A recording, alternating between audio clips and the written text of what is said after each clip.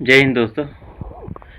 तो एक भाई कमेंट किया हुआ है कि भाई मैं अभी 8 घंटे कंपनी में जॉब कर रहा हूँ, ड्यूटी कर रहा हूँ और उसके बाद पढ़ाई करने की पूरी कोशिश करता हूँ लेकिन पढ़ाई हो नहीं पा रही, तो क्या करूँ, ऐसा बोल रहा है। तो मुझे लगा कि ये एक का प्रॉब्लम नहीं है, बहुत सारों का प्रॉब्लम है। तो भाई अब इसमें मोटिवेशन के लिए भी आप अपने फैमिली को देखिए और फ्यूचर आपका क्या गोल है, एम है, यही सब आपका मैटर करेगा। अगर आप किसी को देख कर रहे हैं तो कुछ टाइम ही कर पाओगे।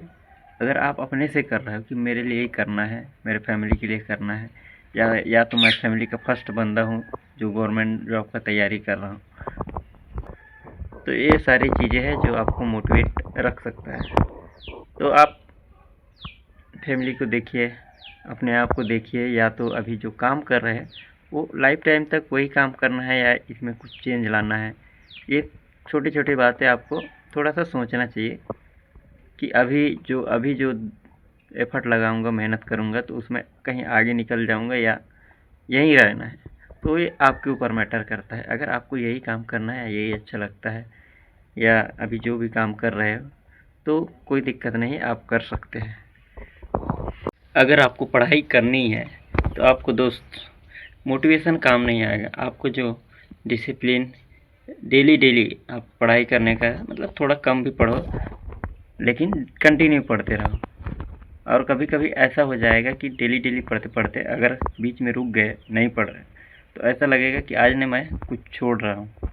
तो ये सारी चीज़ें हैं कि आप पढ़ाई को डेली रूटीन में डालिए। और इतने टाइम, मतलब स्टार्टिंग में तो थोड़ा थोड़ा करिए, 1 सप्ताह 2 सप्ताह, उसके बाद अपने आप आदत हो जाएगी जब भी टाइम मिलता है तब। ऐसा नहीं कि अब कोई बंदा काम कर रहा है तो उसका फिक्स शेड्यूल नहीं है, और जो काम नहीं कर रहा है वो अपनी तरीके से टाइम शेड्यूल बना के आप तैयारी कर सकते हैं।